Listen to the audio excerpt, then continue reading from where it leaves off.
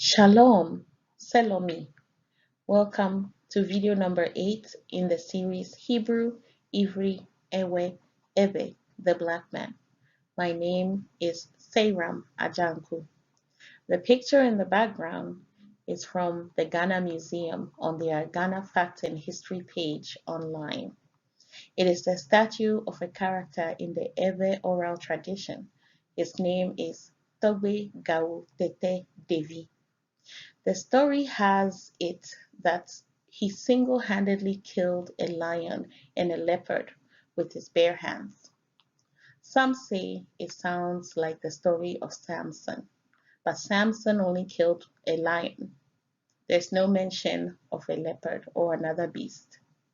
However, in 1 Samuel chapter 17, the youngster, David, while pleading his case to King Saul for going to fight with Goliath, gives an account of killing a lion and another wild beast with his bare hands.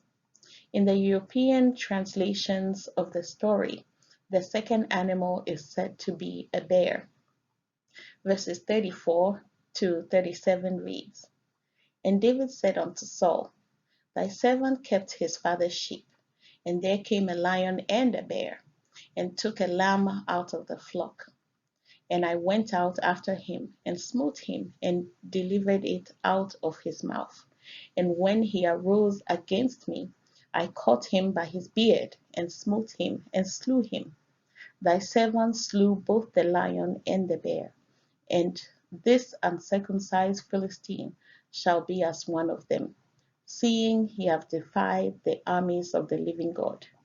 David said moreover, The Lord that delivered me out of the paw of the lion and out of the paw of the bear, he will deliver me out of the hand of this Philistine. And Saul said unto David, Go, and the Lord be with thee." The Ewe oral tradition regarding this story, when told today, mentions Dahomey in Benin as the place of origin of the beast which David killed.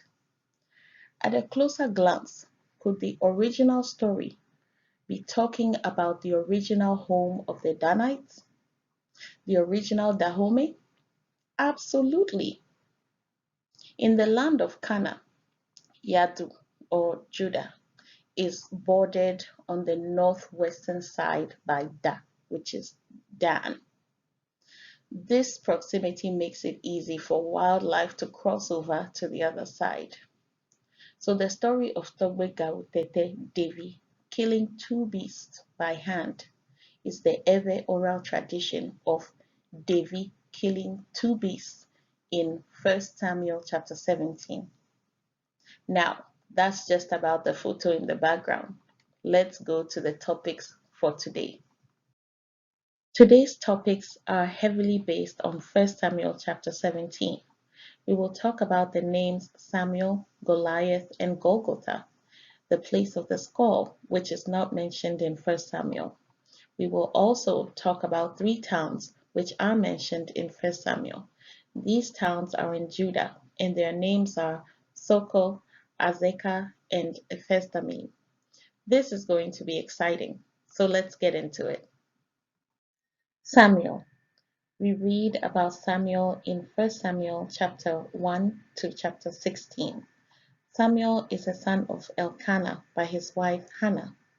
He is a judge and prophet of Israel during the days of King Saul and King David. The name Samuel is found in Strong's H8050. It is pronounced there as Shemuel. It is written Shin or Sin, Mem, Waw, Aleph, Lamed, or Smwal. It is supposedly derived from the root word Shem, which is transliterated to mean listen. The modern Hebrew meaning ascribed to the name Samuel is, his name is El. Okay, well, if the root word means listen, then why would Samuel mean his name is El? At the very least, they could have said his name is the name of his ancestor Shem and called it a day. Nevertheless, all is not lost. There is a more plausible meaning for this name in Ebe, the ancient Hebrew language. When we apply the correct vowel sounds to SMW, we get the name Semo. Semo. It means the way of the law, which is also to say the way of God, or God's way. SMW could also stand for Se Me, Se Me, which is to say a person of the law or of God, a man of God. Remember, God and his law are one and the same. God is perfect and holy, and his law is perfect and holy. Let's read a couple of scriptures about Semo. 1 Samuel chapter 1 verse 20 reads, Wherefore it came to pass, when the time was come about after Hannah had conceived, that she bare a son, and called his name Samuel, or Semo, saying, Because I have asked him of the Lord. 1 Samuel chapter 2 verse 18 also reads, But Samuel, or Semo, ministered before the Lord, being a child girded with a linen ephod. So Samuel means Semo, which is God's way, and he is also a man of God, a priest. Goliath. In 1 Samuel, we read about Goliath being a giant in the Philistines' army who challenged all the men of Israel to a duel. But no Israelite was brave enough to stand up to him except David the youngster. Goliath is found in Strong's H1555 and pronounced there as Goliath. It is written Gimel Lamed Yod Tav, or Glyt. The root word is Gimel Lamed He, or Glh. The modern Hebrew meaning ascribed to this name is splendor. This meaning is highly unlikely because remember, the story is being told from the perspective of the ancient Hebrews, not the Philistines. Since Goliath is a Hebrew name, we know that it is not a name given to the giant at birth, nor is it a Philistine name. This is a name given to him by Hebrews due to the negative encounter the Hebrews had with him and his kind. Goliath and the Philistines are the same people whom the Hebrews refer to as those uncircumcised Philistines. They would have never referred to this adversary as splendor, even if his name in his Philistine language meant splendor in Hebrew. The Hebrews would not have referred to him as such. Now that we got that out of the way, let's find out what the name really means. When we place the vowels in the correct places, GLH or GLY become Goliath. Goliath.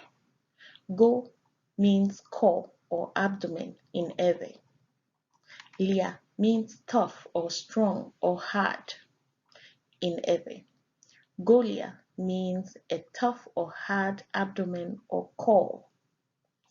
1 Samuel chapter 17 verse 5 says, He had a bronze helmet on his head and wore a coat of scale armor of bronze weighing 5,000 shekels. His armor weighed about 126 pounds. That's very heavy. This armor alone would have made his core impenetrable.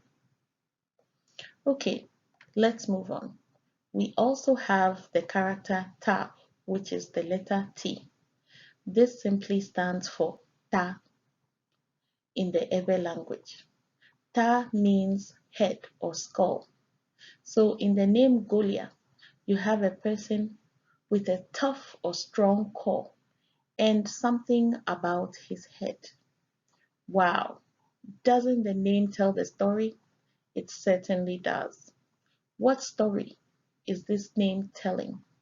In 1 Samuel chapter 17, you can read about how the indomitable Goliath lost his head at the hands of a child called David because the Most High was with the child.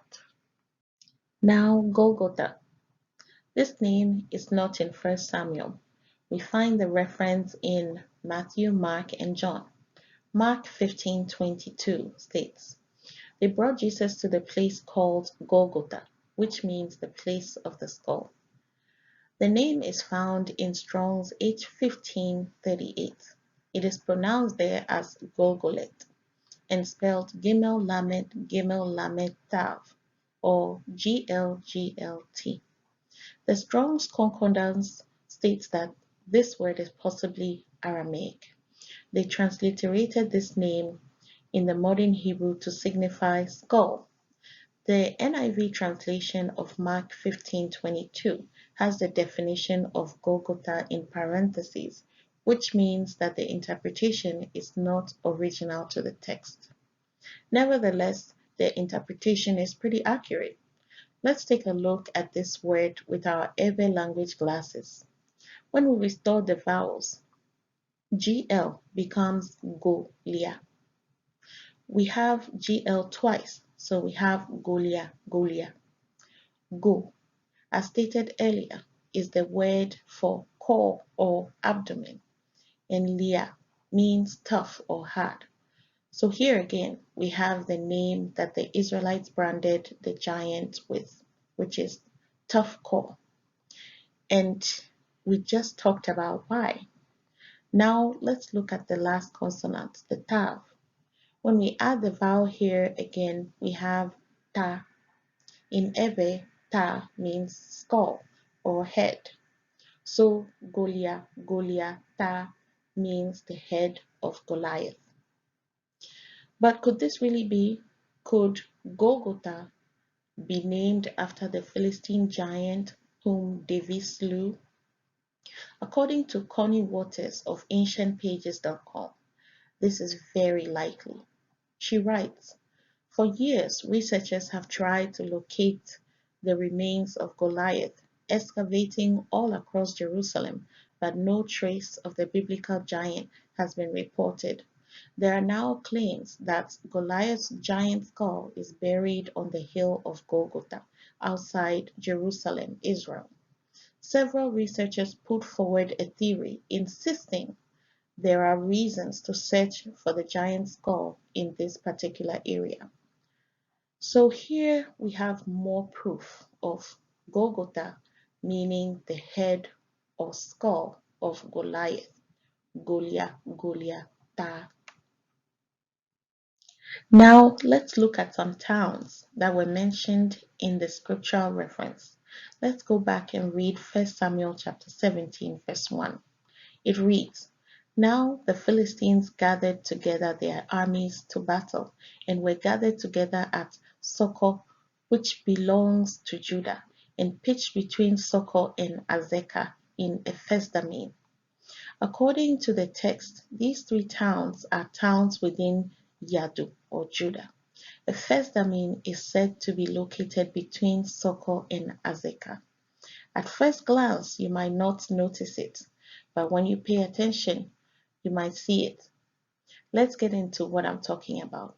We'll start with Socho. It is found in Strong's H7755 and pronounced there as Socho. It is written Shin Waw Kaf He, which is SWKH. The modern Hebrew meaning of Socho is bushy. It states that Socho is the name of two towns in Yadu, aka Judah. One in the lowlands, we find this in Joshua 15:35, and the other in the mountains.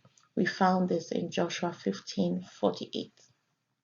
Let's take a look at Socho in the Ewe language, the ancient Hebrew. SWKH is Socho. We just read that Socho is the name of two towns in Judah or Yadu. But have you heard of the two towns in Ewe land also called Socho? One located on the Ghana Volta side, and the other on the Togo side. These towns are both called Socho Day. Day means the people who hail from. Socho Day means one who hails from Socho, or the people who hail from Socho. Remember, in the first video, I showed you how the ancient Hebrews, the Eves, were in the habit of using old names of locations for new places where they settled. Now, the oral tradition. The oral history passed on states that the name Socho Day stemmed from a time when the Ewe people were under the rulership of a wicked king who overwhelmed them with excessive laws and gave them impossible tasks to complete. From there, the term Seeko Diere, which means the laws overwhelm the people, emerged. That term is said to have morphed into Socho Day. Alright, admittedly, the story reminds us of the yoke of Yasara, Israel, under Pharaoh's rulership. So fast forward 400 years, 1504 BC to 1104 BC, you have the two towns by the name of Socho in the land of Judah. Fast forward again, 2,800 years, in 1700s AD, you find the two towns named Socho in the kingdom of Judah, Yadu, in West Africa, and they are called Socho, meaning they are called Socho Day, meaning the people who hail from Socho. The second location named in 1 Samuel 17:1 is Azekah. It is found in Strong's H 5825. It is pronounced there as Azekah. It is written Ain Zayin Kaf He or AZKH. The root word is written Ain Zayin Kaf or AZK and pronounced Azak. The modern Hebrew meaning ascribed is dug over. Azekah is also a town located in Judah or Yadu. When we apply the vowels in Ewe, Azekah, AZKH, becomes Ajake. This means the root of Aja. Aja is also a name for Yadu or Judah. In pre-colonial Ewe land, the kingdom which stretched from southeastern Ghana to southwestern Nigeria was the Aja kingdom. The Europeans corrupted the name to Ardra. In his book, Venya, the authoritative history of the Ewe people, Mawuli writes, so we see from the oral tradition, the people Europeans called Ardra were called Aja. Thus, the people the Dahomians told Norris were the rulers of the territory were the Aja. But Norris, being a foreigner, wrote their name as Ardra. Other European travelers followed suit and called the people Ardra instead of Aja. This is found in Mawuli 2019, page 157. Ajake is by no means the only dwelling place of Yadu or Judah in the land of Cana, nor is it the only dwelling place of the Aja in Ewe land today. There are many towns and peoples in Ewe land, which stretches from Ghana through Togo to Benin and Nigeria, bearing Aja as their name or as part of their name. And there are also many towns and places and people who are Aja but do not bear the name Aja. So Ajake is the root of Aja. Ephesdammim is the third town listed in the 1 Samuel account. Ephesdammim is found in Strong's H 658. It is pronounced Ephesdammim. It is written as Aleph, Fe, Sameh, Dalet, Mem, Yod, Mem, or AFSDMYM. The root word is said to be written Aleph, Fe, Sameh, Dalet, Mem, which is AFSDM. The modern Hebrew meaning ascribed to it is the edge of blood. In Ewe, a possible meaning of AFSDM is ephesdemmim. Ephesdemmim. This is a phrase, which is to say, His law has delivered us. Ephesdemmim. This is a map showing the three towns in Yadu or Judah.